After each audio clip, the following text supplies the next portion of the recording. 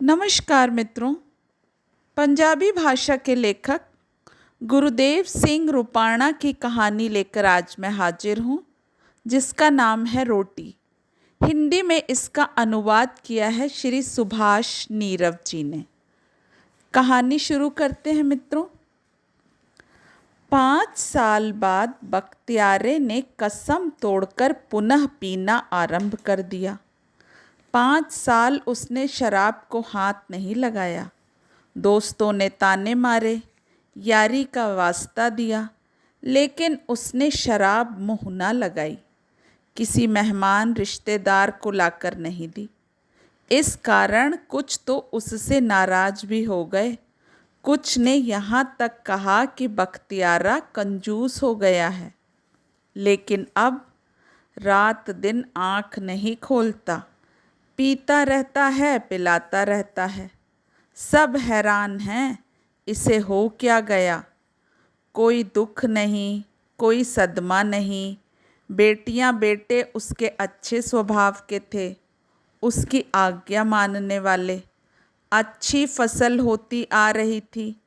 बड़े बेटे मक्खन का विवाह कर दिया। किसी किस्म की तंगी नहीं। 4 पैसे भी जुड़ गए थे और मक्खन ट्रैक्टर खरीदने के लिए विचार विमर्श करता घूमता था कि अचानक बख्तियारे ने पीना शुरू कर दिया। जिस दिन से कसम तोड़ी, घर में नहीं घुसा। खेत वाले कोठे में ही डेरा डाल लिया। कहारों का दूना सेवा टहल के लिए रख लिया। 4-5 खाऊ किस्म के यार हमेशा उसके पास बैठे रहते। उसके पीने के ढंग की तारीफ़ें कर कर उसे आसमान पर चढ़ाते रहते। उसकी हाँ में हाँ मिलाते रहते। कमरे बराबर मुर्गियों के लिए दड़बा बना लिया। दूने ने मुर्गे लाकर छोड़ दिए। जितने रोज खाए जाते, दूने का आदेश था उतने ही और लाकर छोड़ दे। घर वाले कहते थे बख्तियारे ने घर को बर्बादी की राह पर मोड़ दिया है। घर वालों को चिंता करते उसने सुना तो हाथ और भी खुला कर दिया। भांति भांति के महंगे कपड़े सिलवा लिए। कोट पैंट अचकने, जिन्हें उसके बाप दादा ने भी नहीं देखा था, जिन्हें पहनना भी बख्तियारे को नहीं आता था। नए नए फैशन बताने वाले आ जुटे। पटियाला शाही, टो वाली पगड़ियाँ बांधना सिखाने वाले आ गए। बख्तियारे को तरह तरह के परामर्श दिए जाने लगे, जिसका परिणाम यह हुआ कि बख्तियारे ने काले भूरे बूट खरीद लिए, गुरगाबियाँ ले लीं, कई प्रकार की तिल्ले वाली जूतियाँ खरीद लीं, कसूरी, खुस्से, मुक्तसरी, घोनिया, फजालिका की झालर वाली। किसी ने खुशबूदार तेल का जिक्र कर दिया। फिर क्या था, जो भी शीशी दुकान पर देखी खरीद ली। Cream, powder, shampoo. बख्तियारा पूरे नवाबी ठाठ से रहने लगा। उसका रुमाल ठेके पर जाता और बोतलें चली आती। कुछ पी ली जाती, कुछ को लोग कमर में खोस कर ले जाते। यही हाल उसके दूसरे सामान का था। जिन लोगों ने नहाने वाला साबुन कभी सूंघ कर भी नहीं देखा था, वे उसे 3-3 बार मलते, मूँछों को खुशबूदार तेल से चपड़ते, बख्तियारे के कपड़े पहन कर ले जाते। इन्हीं खाऊ यारों ने अफवाह फैला दी कि मक्खन बख्तियारे को जिंदा नहीं छोड़ेगा। अपने दोस्तों के संग मक्खन को सलाह करते हुए उन्होंने अपने कानों से सुना है। हमदर्द दोस्तों ने समझाने की कोशिश की। रिश्तेदार आए। बड़ी बहन ने मिन्नतें की। साले ने पैरों पर पगड़ी रखी। लेकिन बख्तियारे ने किसी की नहीं मानी। हर एक को एक ही उत्तर देता, मैंने भी बहुत समझाया था, मेरे कहने पर तो कोई नहीं समझा। कौन नहीं समझा, उससे पूछा जाता। अपने आप आएगा, जिसे समझ आ गई वह खुद आएगा खुद, वह कहता और बात करने वाले को और अधिक बोलने से रोकने के लिए ऊंची आवाज में कहता, चुप। महीने भर के अंदर अंदर ट्रैक्टर के लिए रखी हुई रकम वह पी गया।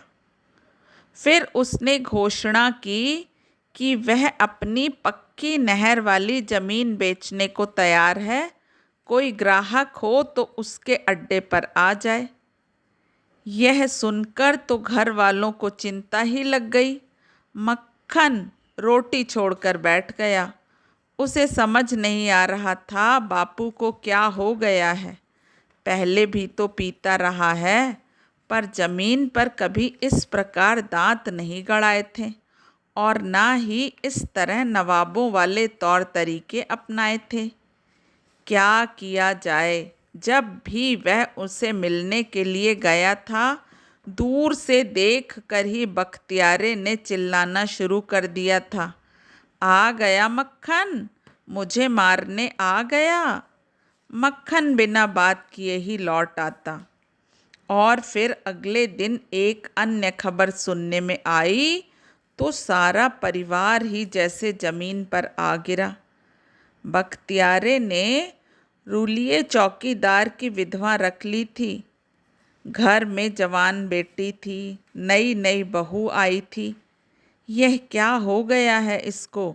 मक्खन ने सोचा, अब इस घर की खैर नहीं। कुछ बेच कर पी जाएगा और कुछ उस विधवा के नाम करवा देगा और वे रह जाएंगे लोगों के खेतों में मजूरी करने को। शर्म के मारे उनका घर से निकलना कठिन हो गया। अपने आप आएगा, मक्खन ने बापू की याद की। कौन आएगा? और अब वो विधवा ले आया है। हो ना हो, बेबे यानी माँ के साथ ही कोई झगड़ा हुआ है, उसने सोचा। मक्खन और बख्तियारा इकट्ठा ही खेत में काम किया करते थे।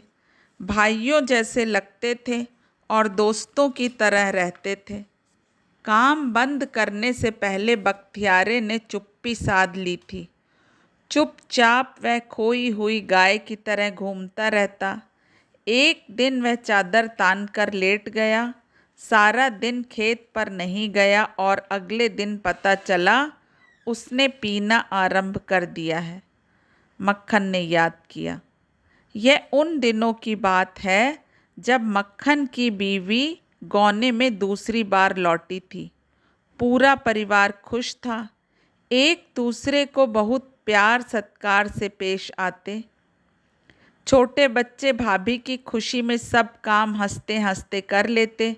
स्कूल जाते समय रूठते नहीं, एक दूसरे से झगड़ा नहीं करते। बख्तियारा बड़े ध्यान से आती जाती बहू को देखता रहता।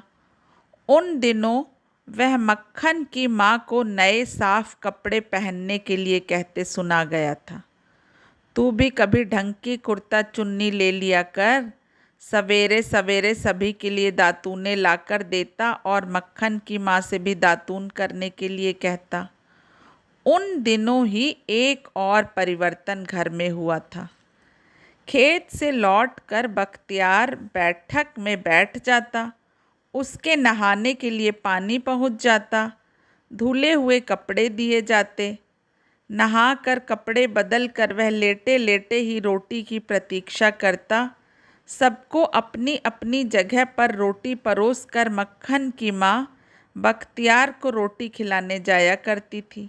वह खाता रहता और वह समीप बैठकर छोटी मोटी बातें करती रहती, गांव के समाचार बताती रहती। घर के बारे में विचार विमर्श भी इसी वक्त होता। एक शाम मक्खन की माँ रोटी खिलाने नहीं गई। उसने मक्खन से छोटे बेटे वीरे को कहा, ले ओ वीरे, अपने बापू को रोटी दे आ। दूध गर्म हुआ तो लोटा भरकर मक्खन की माँ ने वीरे के हाथ भेज दिया। तेरी बेबे आज ठीक नहीं? बख्तियारे ने पूछा। ठीक है, वह चुप रहा। मक्खन को याद था पहले दूध भी उसकी बेबे ही देने जाया करती थी और काफ़ी समय लगा कर लौटा करती थी। वहाँ से आकर बिना किसी के पूछने पर कहा करती थी, मैंने सोचा लोटा लेकर ही जाऊं, नहीं तो रात को कुत्ते बिल्ली मुंह मारते फिरेंगे दूध से सने लोटे में। उसके बाद हर रोज़ कभी कोई तो कभी कोई बख्तियारे के लिए रोटी और दूध लेकर जाता, उनकी बेबे स्वयं न जाती। एक रात बख्तियारे ने दूध पीने से इनकार कर दिया। मक्खन की माँ ने स्वयं जाकर दूध पीने के लिए नहीं मनाया। दूसरी रात भी, और फिर हर रोज़ दूध वापस कर देता और चुप्पी साधे आता जाता खोई हुई गाय की तरह। इन्हीं दिनों मक्खन ने माँ और बापू को 2-3 बार खुसुर पुसुर करते भी सुना। उसे देखकर वे चुप हो जाते, जैसे कोई भेद वाली बात पर बहस कर रहे हों। जहाँ बख्तियारे अकेला होता वह वहाँ जाने से कतराती। 2 हफ्ते तक चुप्पी साधने के बाद बख्तियारे ने कसम तोड़कर पीना आरंभ कर दिया। दिन रात पीता रहता, पिलाता रहता। कहारों का दूना सेवा टहल के लिए रख लिया। वह उसके सारे काम करता, रोटी बनाता, कपड़े धोता और दारू लाकर देता। आवश्यकता पड़ने पर गाकर भी सुनाता। अब वह रुलिये चौकीदार की विधवा को ले आया तो मक्खन को घर की बर्बादी दिखने लगी। ट्रैक्टर के लिए जोड़ी गई रकम खत्म हो गई तो ज़मीन बेचने पर उतर आया। माँ, मेरी उम्र कितनी है? मक्खन ने अकस्मात पूछा। आती भादों को 20 का हो जाएगा। 20 और 20 40। मक्खन ने माँ को सुनाते हुए सोचा, 40 या 1 आध साल अधिक होगा। बेबे, तुझे ब्याह कर आई को कितने साल हो गए? मक्खन ने दूसरा प्रश्न किया। मैं कोई बही खाते खोले बैठी हूँ, जाकर पूछ ले उससे जो लेकर आया था, माँ ने चिढ़कर कहा। बही भी अब खोलनी पड़ेगी, एक और लाए बैठा है वो। एक ही जगह 10 ले आए मेरी जूती से। गुस्से में वह कह तो गई, पर साथ ही उसकी रुलाई भी फूट पड़ी। तेरी जूती से क्यों? मैं पूछता हूँ, तेरी जूती से क्यों? मक्खन ने खींच कर पूछा। मैंने कहा था उसे लाने के लिए। रुक कर वह बोली, मेरा दिल जानता है या रब कि कितना मेरा कलेजा जलाया है इस बंदे ने, कहीं बाहर मुंह दिखाने लायक नहीं छोड़ा। मक्खन कुछ कहते कहते चुप हो गया। रात को मक्खन ने पत्नी से बात की। उसी से मालूम हुआ कि बेबे अभी कपड़ों पर है, इसलिए डरती है। बापू जी से तो बेबे जी को समझाने की अधिक ज़रूरत है, मगर वह खुद अभी कल आई है, सास को कैसे समझाए? माँ बेटे का रिश्ता ही ऐसा है, बेटा बेशर्म कैसे बने? सिर से पानी गुजरता देखकर चौथे दिन मक्खन ने कुछ रिश्तेदार एकत्र कर लिए। कुछ बापू के नज़दीकी, कुछ माँ के। अब समस्या थी कि बख्तियारे को सबके सामने पेश कैसे किया जाए। हर वक्त वह नशे में धुत पड़ा रहता है, उसके साथ अक्ल की बात कैसे की जा सकती है? मक्खन ने इसका हल सोच लिया। आधी रात को मक्खन का मामा, फूफा और छोटा भाई मक्खन के साथ खेत पर पहुँचे। बख्तियारे बेसुध पड़ा था। मक्खन ने चौकीदार की गर्दन पर 2 हाथ रखे तो वह वहीं ढेर हो गया। दूना मौके की नजाकत समझ चुप होकर पड़ा रहा। चारों ने बख्तियारे की चारपाई को उठाया और घर के दालान में लाकर रख दिया। अच्छी धूप निकल आई थी जब बख्तियारे की आँख खुली। आसपास देखकर उसने रजाई दूर फेंक दी और उछलकर ज़मीन पर खड़ा हो गया। एकत्र हुए लोगों को देखकर वह डर गया। आज नहीं छोड़ेंगे, वह काँप रहा था। बैठ जा बेटा, मक्खन की नानी ने उसके सिर पर प्यार भरा हाथ फेरते हुए कहा। फिर बाहर आवाज़ लगाई, लाओ रे लड़कियों, चाय बख्तियार सिंह के लिए। चाय और पानी के गिलास आ गए। बख्तियारे ने पीने से इनकार कर दिया। ढंग से ख़त्म करना चाहते हैं, उसने मन ही मन सोचा। ले, मेरे कहने पर पी ले, नानी ने कहा। मुझे तो तू बेटों से भी प्यारा है, बेटी देकर बेटा बनाया है तुझे। नानी का गला भर आया। बनाया होगा, वह बैठी है तेरी बेटी, ले जा, बख्तियारे ने दिल कड़ा करते हुए कहा। मक्खन ने नानी की ओर देखकर उसे और बात करने से रोक दिया। ला रे, मुझे पकड़ा दोनों गिलास। मक्खन ने दोनों गिलास पकड़ लिए। आधा पानी और आधी चाय पीकर बोला, ले बापू, अब तो पी ले। अगर इसमें कुछ मिलाया होगा तो दोनों ही मरेंगे। मक्खन की आवाज़ भारी हो उठी। अब जीकर करना भी क्या है? मरे तुम्हारे दुश्मन, कैसी पागलों जैसी बातें मुंह से निकालता है, नानी ने कहा। फिर बख्तियारे को कहने लगी, ले बेटा पी ले। अरे पागल, तेरा अपना लहू तेरी जान लेगा। तेरी चिंता में तो लड़के ने कितने दिन से रोटी नहीं खाई। सभी चुप हो गए। बख्तियार बैठ गया। पहले पानी पिया और फिर चाय पीने लगा। मक्खन ने आस पास देखा, उसे बेबे दिखाई ना दी। अब यहाँ किस लिए बैठी है बेबे? अंदर नहीं आना? मक्खन ने इस तरह कहा जैसे सारा मामला उसकी माँ के आने पर ही सुलझना हो। ले, आ गई, मक्खन की माँ ने दरवाजे में से गर्दन अंदर करते हुए कहा। बता, क्या करना है मेरा? क्यों शोर मचा रहा है?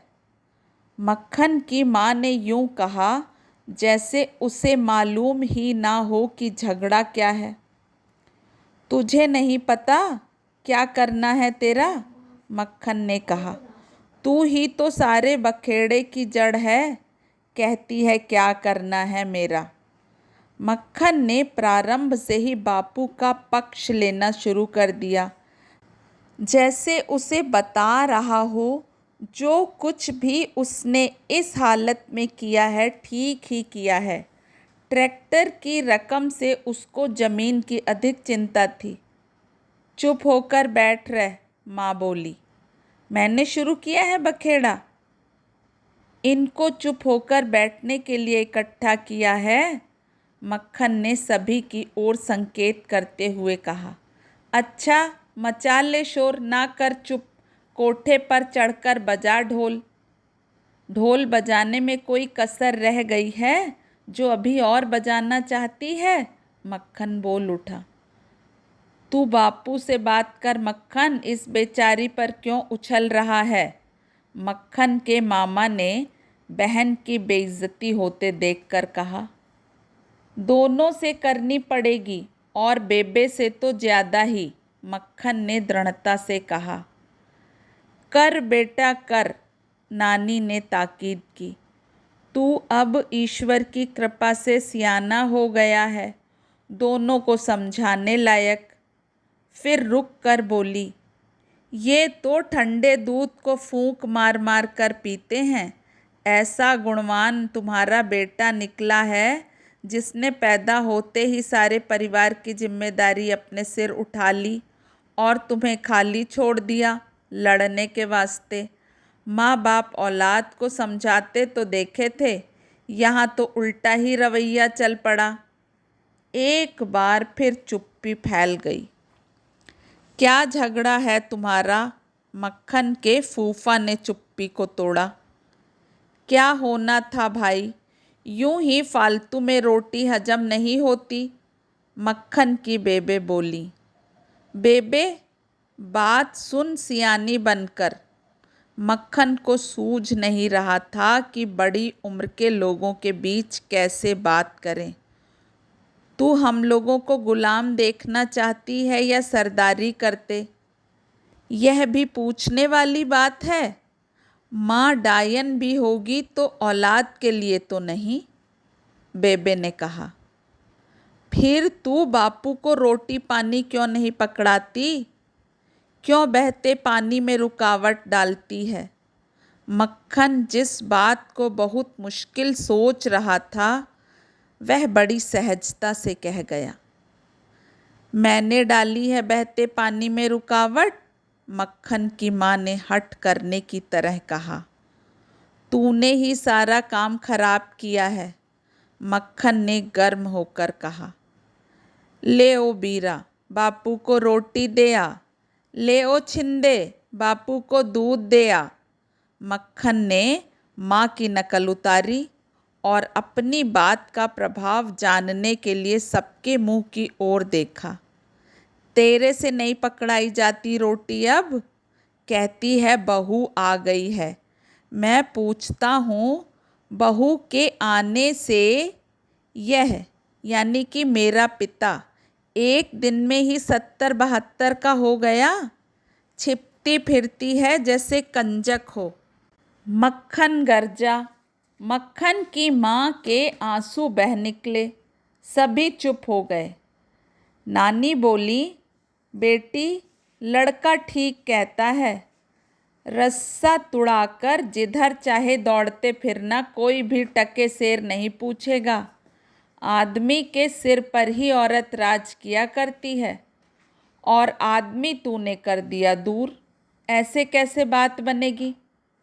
मक्खन की माँ उठकर बाहर जाने लगी तो मक्खन ने रोक लिया। अब बात को किसी नतीजे पर पहुंचाकर बाहर जाना। तुझे कुछ समझ में आया कि नहीं? तुझे कोई ऐतराज है तो अभी बता दे, मक्खन ने नरम होकर कहा। शर्मसार हुई वह नजरें झुकाकर बैठी रही। इसे क्या ऐतराज होगा? नानी ने बेटी की ओर से विश्वास दिलाया। इसका डर मैं दूर कर दूंगी। इसका डर भी सच्चा है, पर भाई बीबी अपना घर संभालो, जग हंसाई न करवाओ। बख्तियार सिंह की उम्र के लोग तो किसी ने कहा है अभी कुंवारे घूमते हैं। मगर यह बोलती क्यों नहीं? मक्खन ने गुस्सा दबाकर कहा। बोलूं क्यों? तू तो बेशर्म हो गया है। मुझसे तो तेरी तरह जीभ नहीं हिलाई जाती। मक्खन की बेबे ने असहमत होते हुए भी सहमति प्रकट कर दी। मैं जिनका भला सोचती थी वही आंखें दिखाते हैं। एक बार फिर सब चुप हो गए, शायद यह सोचने के लिए कि मक्खन की माँ कैसा भला सोचती थी। मक्खन को माँ पर तरस आ गया। फिर वह बापू पर बरस उठा। अच्छा साहिब पिताजी, मक्खन ने तीखा नश्तर चुभाया।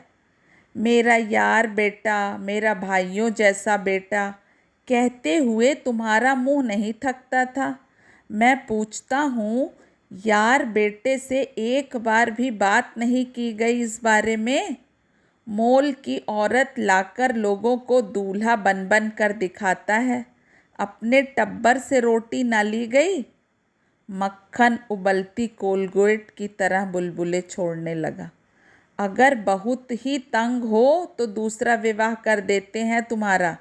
सीधी तरह घर लाकर रख, जिससे मेरी बेबे को अकल आए। बख्तियार रजाई लेकर लेट गया। चुप्पी बहुत सघन हो उठी। मक्खन की नानी ने मक्खन को नरम होने के लिए संकेत किया।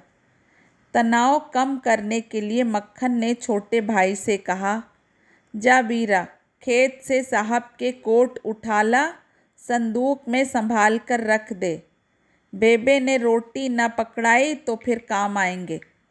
सभी हंस पड़े, नानी भी हंस पड़ी। बख्तियार की रजाई हिली।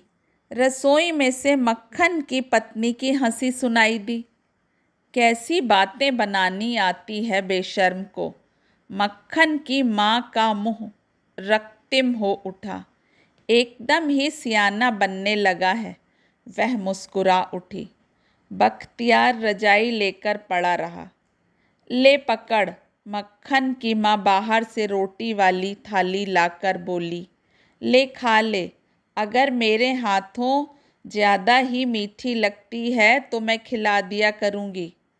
बख्तियार उठकर बैठ गया। थाली पकड़कर तिपाई पर रख दी। बुर्की तो आप डाल लेगा या बेबे ही डाले? मक्खन ने व्यंग किया। सभी ने हंसते हंसते बख्तियार की ओर देखा तो चुप हो गए। वह रो रहा था। मित्रों, आशा करती हूँ कि यह पंजाबी कहानी आपको पसंद आई होगी। अपना कीमती समय देने के लिए आप सभी का धन्यवाद। नमस्कार।